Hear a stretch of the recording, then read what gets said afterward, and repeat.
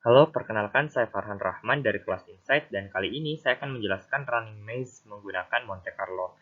Jadi ini merupakan ujian akhir, ujian praktek dari domain reinforcement learning. Selanjutnya adalah latar belakang, masalah, dan tujuan. Monte Carlo merupakan sebuah algoritma dari reinforcement learning sebagai metode perhitungan yang menggunakan proses bilangan random, di mana mengandung probabilitas. Monte Carlo memecahkan banyak kasus seperti permainan dan penentuan rute suatu objek untuk mencapai suatu tujuan. Tujuan pada kali ini adalah untuk melihat bagaimana simulasi Monte Carlo dalam Maze Runner. Baik, selanjutnya adalah teori algoritma reinforcement learning yang digunakan, di mana Monte Carlo dalam reinforcement learning bekerja secara langsung dari episode terhadap experience tanpa adanya knowledge dari transisi MDP.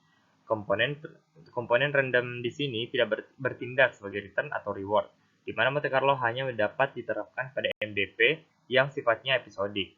Setiap episode harus melakukan termiasi sebelum menghitung returns dan kita tidak melakukan update setiap action, tapi perhitungan setiap episode.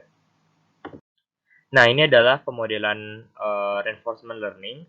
Pertama adalah environment. Jadi di sini kita mengimport beberapa library yang penting yang digunakan itu NumPy, tkinter, terus ada time, dan juga kita mengimport image dan juga image tk. Kemudian ini adalah pemodelan menggunakan reinforcement learning.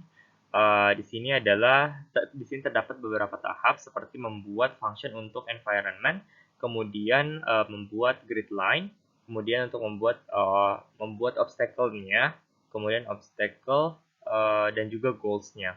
Dan selain itu kita membuat juga robotnya yang bertindak sebagai agent. Kemudian di sini adalah agent brain. Jadi di sini adalah agent brain yang kita menggunakan library berupa NumPy, Pandas, dan juga Matplotlib, di mana tahap-tahap di sini adalah kita mendefinisikan reinforcement learning model kita, kemudian kita memilih key table, dan ada action juga yang berdasarkan soft greedy algorithm. Dan di sini setelah mendefine agent brain-nya atau RL modelnya, kita melakukan plotting untuk hasilnya nanti. Nah, ini adalah sambungan dari agent brain seperti penggunaan beberapa algoritma, tapi kali ini kita hanya menggunakan Monte Carlo algorithm saja.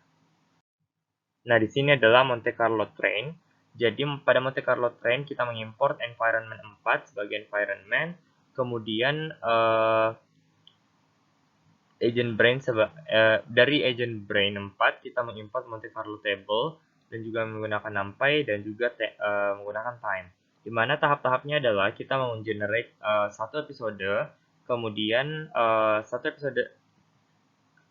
ketika agent tersebut mencapai koordinat tujuannya, itu akan diberikan reward seperti itu. Kemudian di sini adalah kita menghapus state yang sama berdasarkan korespondensi action dan juga rewardnya.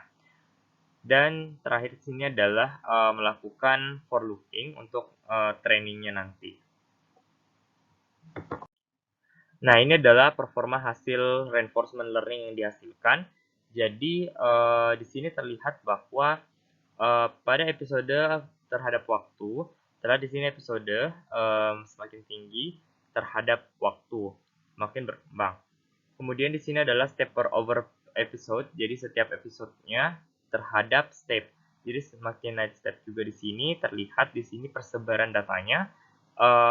Untuk data sekitar 400 sampai 500, berkisar di step yang ke-100, dan yang tertinggi adalah di episode ke-200, hampir dengan nilainya melebihi 300. Nah, terakhir adalah kesimpulan. Jadi, metode Monte Carlo atau eksperimen Monte Carlo adalah kelas luas dari algoritma komputasi yang mengandalkan pengambilan sampel secara acak berulang untuk mendapatkan hasil numerik, di mana semakin banyak episode dalam Monte Carlo, semakin banyak pula waktu yang diperlukan.